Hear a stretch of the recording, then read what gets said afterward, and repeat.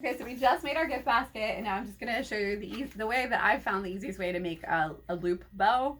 When I first started, I was like holding it and looping it, and then my hands got tired, and I felt like I was holding a deck of cards, like when you're a 5-year-old. So it just didn't work well for me. So I like to use wire edge ribbon, and I do prefer the smaller, which I think is 1.5 inches. You can use 2.5 inches. It does look nice, but I just really like this size. So the way that I do it is I have curling ribbon that I use for the center, and I just cut a piece, probably, what is that, 12 inches or so? And then for a basket this size, so usually for my baskets, I'm gonna do between 5 and 6 inches in length when I'm doing the next step. So I'm taking the end, and then I'm just going to fold it over. And so I'm gonna kind of crease it a little bit at the edge. And then I'm just going to do concentric circles, meaning I'm not going back and forth. I'm like an accordion. I'm actually just keep going in the same way, folding in the same exact way and motion. So I'm going to count 1, 2, 3, 4, 5, 6, 7.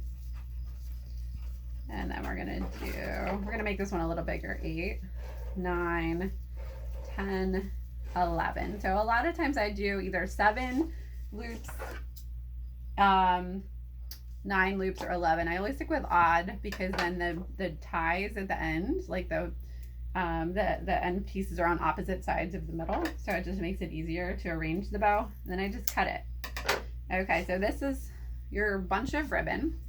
You go to both ends, and you basically just cut notches. So you cut a notch here. Again, you gotta have good scissors for this, so I like the titanium scissors. I bought them at Walmart. They're really not hard to find, but they just seem to hold up the best when cutting wire. And go to the other end, and you're gonna cut your notches. Okay, so you can see, this almost looks like a pull bow before you pull it then. You can see how there's notches on each end. You're gonna go to the very center of what you just did. You wanna find the centers, and you're going to line those notches up so that the notches come together, and that's gonna be the point where you tie your bow. So grab that, and you're just gonna grab your curling ribbon and pull it around to where those notches are, and you're gonna you're gonna double knot it, basically. So you do 1 loop. This is the part where, in my opinion, you want it to be as tight as humanly possible. I have actually broken curling ribbon this way, but pull it as tight as you can. You don't want it to be loose because it won't make a nice bow. It won't stay nice. So do 1 as tight as you can, and then a second to secure it. Then you take your bow, and I've had customers, because I'd like to, so customers like to micromanage sometimes, and they're like, oh, you're just gonna leave it like that? I'm like, no, I'm not gonna leave it like that. But anyway, so you take it, you wanna grab the back of where your knot was, and just put it around the top. And again, this is the step where, so pull it, turn it around, and you're gonna double knot it. So 1, and you want it as tight as possible. Again, this part is also important to make tight. So as tight as you can pull it. 1, and then sometimes it won't stay, and it's a pain, but just bear with it. And 2, and then I snip the ends short, and then I turn it around and I fluff my bow out. So what I mean by fluffing my bow is you just pull all the loops apart. So this is just how I do it. Again, I have employees who like to do it a different way, but I just like to pull mine all the way apart at the bottom. So I pull it, and I pull it all the way apart at the bottom. You can leave them semi-connected if you like that look better. This just happens to be how I do it. So pull it apart, pull it apart, pull it apart. Okay, then we'll come back. This guy, so pull your tail out. So you can see the tails are on opposite sides of that center now because of your odd number of loops. Pull it out.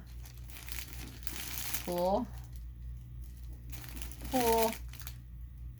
And sometimes they're a pain, and pull. You can play around with the bow then to arrange the loops however you want. The cool thing is you can make like double or triple colored bows too, just by lining up the ribbon and doing less loops, because you're going to have more loops to do more ribbon. Anyway, that's what I do. And then I just cut it a little shorter, and I like to cut it on an angle. But you can also do like the center notch if you want. Like you can fold it like this, and you can have your that end or that end. So either one, but I'm going to make it even. I'm just going to diagonal cut it. And again, good scissors, because if you don't have it, it'll look like a mess and start fraying. And that's pretty much it. So you got your standard traditional loop bow in that way. Thanks.